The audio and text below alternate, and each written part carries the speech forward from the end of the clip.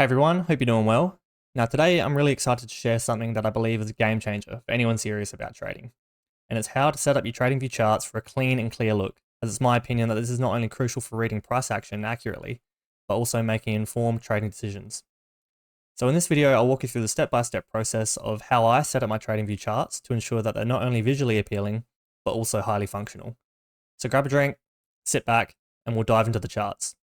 But first, don't forget to hit the like button and subscribe so you don't miss any of my upcoming videos in the future. Alright, so when you first open up your TradingView charts, you're going to see something relatively similar to this. You might be in light mode, mine's in dark mode. If you click on your icon in the top left here, you have an option to toggle between light and dark mode.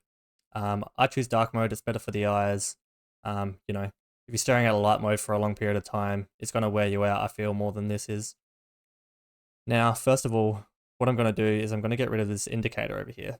This is where you have your list of indicators. The volume index is what you've got down the bottom here. I don't use it. If you're an ICT trader, you won't be using this. We can get rid of that there. Second of all, we're going to get up our time intervals. So we're currently on the 15-minute time scale. If you click up on the 15-minute, you can click these star buttons next to the time intervals that you want. And it will favorite it so it sticks up the top here of your charts. So I use a lot of the time frames. You might not. This is quite personal preference, depending on how you use ICT strategies and what typical time frames you'll use. But yeah, you can easily select and reselect. So yeah, go ahead and do that. We're going to go to settings here by right-clicking, clicking on settings, starting at symbol. Now ICT has green candles for up-close candles and black candles for down-close candles. Now, I believe that these are great. It's much better than looking at, your red and green. I've selected my own color scheme. So I use this green here, which if I click on this, if you want the same green, you can use this code. Just type that in and you'll get the same color green that I'm getting at the moment. And then for the rest of the colors, we're going to just make them all black. Quite simple. There we go. Now, it doesn't look that great at the moment because we've still got the black background. So first of all, we're going to go to canvas. We're going to change the background from gradient to solid. And then we're going to select our not white background, but close to white. Now, I don't like the pure white background. I find that too bright, too much on the eyes, but go for a bit of an off-white, much cleaner, much better for looking for long periods of time. Again, you've got your code here if you want to copy that. Get the same color background that I do. I make my crosshair black because, as you can see at the moment, you can't see it as well in the background. Making it black, you can clearly see where your crosshair is and line up when you need to. Now I'm also going to make my text black, make it stand out a bit more on the right hand side, and your time frame down the bottom as well. Now that's really all in terms of the actual chart settings themselves. Now I'm going to show you some charting tools I recommend using and some templates I recommend saving as well. So if you go over to the left hand side, you'll see all your charting tools, and from here this is where you can favorite the ones that you'll be using the most, and they'll come up in your toolbox that you can place anywhere around the charts. I like to place it on the bottom here. So I favorite trendline, horizontal ray, your fib retracement, your Gann box, long position, short position, your arrow, your rectangle, and your text. Now, some of these I use more than others. For example, I use the trend lines a lot. As you can see here, I've got a lot of presets for the trend lines. I use fair value gaps a lot of the time.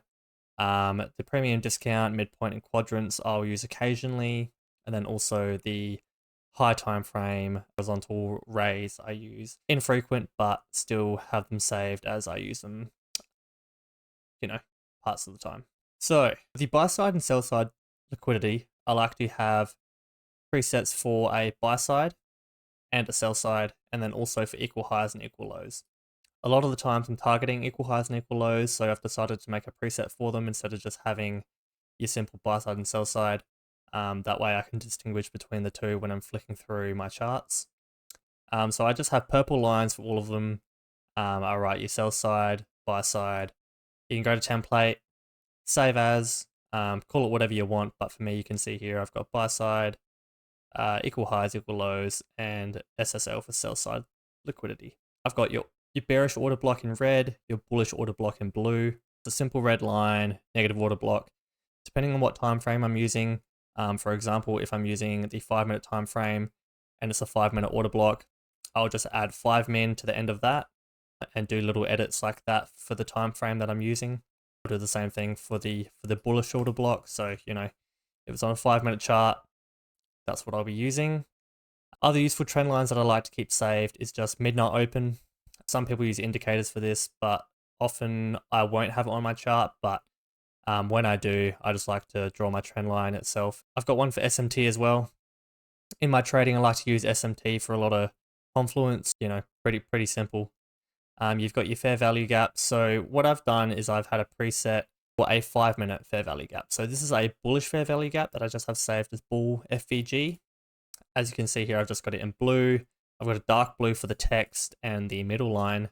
And then for the fill, I've got a lighter blue just so it stands out a bit more. And I've got the same for the bearish fair value gap. So darker pink for the text and the middle line. And then for the fill, I've gone for a lighter pink. I find that a lot of the time I'm drawing fair value gaps on the 5-minute chart. So I've made the preset say 5-minute instead of just having it as a standard FVG and then adding it later. But you can do as you please. You know, you could just have this as your template, have fair value gap, and then depending on the time frame, you can add it to the front, something like that. But for me, I just have a 5-minute. If I'm on a smaller time frame, I'll just change it. For example, here you go, change it to a 1-minute. So for your GAN box, you can create a premium discount, which is handy to draw. So you just have the 0, the 0.5, and the 1. You make the 0 and the 0.5 green, and the 1 a pinkish reddish color for premium and discount. That's always good to have.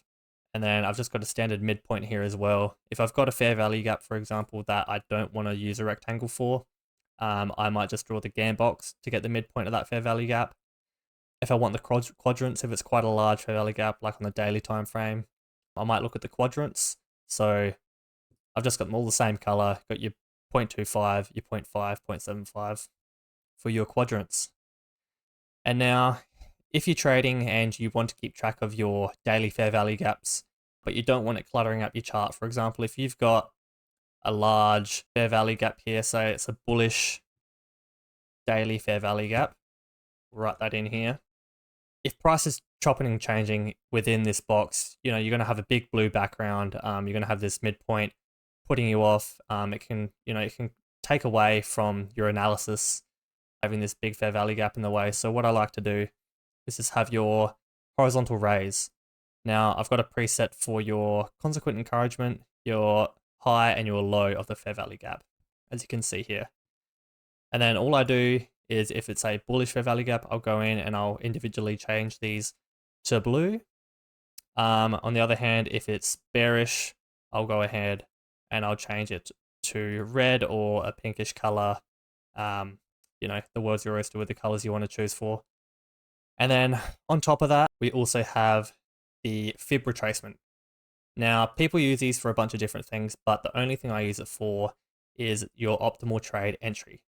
So for that, we've got our 0.5 or our midpoint. You've got your 62% retracement, your 70% and your 79% retracement levels. So you can save this as a template. I've got multiple trade entry here. I've got a couple more, but I'm not really going to go into them. And then we've also just got a text. I like to mark up my charts a lot. So, you know, if I see something I like, for example, I might be talking about something saying internal buy side swept, displacement lower. You know, I'll just use this to keep notes as I'm trading, but it's not necessary for everyone. But I do find if you're jotting down what's happening on the charts in front of you, your analysis will become not only easier to read, but you'll also keep a better mental record of what's happening at the charts while you're trading. Likewise is why I have this arrow here. If you're writing with your text on the charts, you can write whatever's happening. For example, you might be pointing to a fair value gap for some reason over here. You know, you can do stuff like that.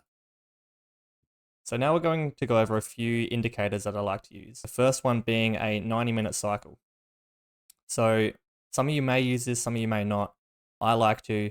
It's just looking at the 90-minute cycles that ICT talks about. You will notice that you've got ranges plotted for your Asian range, your London, New York AM, and New York PM as well. Now, in each of these ranges, you've got your blue, red, green, and gray boxes denoting your accumulation, manipulation, distribution, and reversal range. Some of you may use this, some of you may not. I feel like it's just a clean way to toggle on and off and look at the different ranges whenever you please. Now, I'll turn this one off, and we'll look at the second one that I like to use, which is the ICT new week opening gap and new day opening gap. So as you can see here, I turn it on, and automatically you have this new week opening gap between last week's Friday and this week's Sunday. You get the gap, it plots it, it'll extend throughout the whole week. You can see when price interacts with it. It's just a clean way to toggle it on and off of your charts, as you don't want to be having, a rectangle here that you're moving around week in, week out. Looking in the settings, you have a bunch of options to choose. I like to actually change these colors. For the new week opening gap, I'll make that white. The border and the lines, I like to make it black, just so it stands out a bit clearer. You can change how many new week opening gaps you want to show at one time. So for example, if I change it from 5 to 6, that'll show 6 weeks in the past, always on your chart. Same way with the new day opening gap. You can change the number of days you want to show. You can change the color. So for these, I just like to make it sort of like a gray, with like a white line in the middle. If we move around, you'll see here, it becomes a bit cluttered sometimes when you've got multiple days and then weeks with the new week opening gap showing as well. But that's why I like to just toggle it on and off to have a look every now and then and not always leave it open on the charts. But you can see here from Tuesday's New York close to Tuesday's New York open, you can see that this new day opening gap has opened up, and it's just plotted on your chart there. Easy to see. Same again for today's new day opening gap, plotted on the chart, nice and clean. You can see it there. You can toggle it on and off. I feel like it's really handy. You also get these regular trading hours gaps if you want them showing. So as you can see here, you can toggle that on and off, and then that'll disappear in the background. But that's also a good thing if you're using the regular trading hours gap that's created. Yeah, it's a good way to be able to toggle that on and off to not clutter up the charts when you don't want it there. Now, the third indicator I like to use is the sessions indicator. So turning that on, it'll just simply show your Asian session that we're currently in right now. It'll show your London session, your New York AM session, and then your New York PM session kill zones. It also put a line there for your midnight open, and it will extend the midnight opening line across the chart as well. It's just handy to have if you really want to see, your swing highs and swing lows of each session. You can just toggle that on and off as you please. Now, the last indicator I like to use is a watermark. Now, this isn't actually for anything chart related to the candlesticks themselves, but if you're someone who's also always taking screenshots of your charts, posting them online, you can put your name there. It'll appear up the top. You can also add other things, like over here it shows you your symbol that you're trading, it shows you your time frame.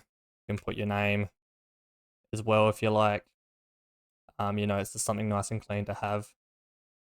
And there you have it, some tips on how to create a clean and professional TradingView chart that's ready to help you analyze price action like a pro. I hope you found this tutorial helpful and that it makes your trading journey a little bit smoother. Remember, keeping your charts clean and uncluttered is key for making better trading decisions. So if you have any questions, or if there's anything you'd like me to cover in the future videos, feel free to leave a comment below. I love hearing from you, and I'm always here to help. Hope you enjoyed the video, and please give it a thumbs up, and don't forget to subscribe to the channel if you haven't already. Hit the notification bell so you'll be the first to know when we upload new videos. Thank you so much for watching, and happy trading. I'll see you in the next video.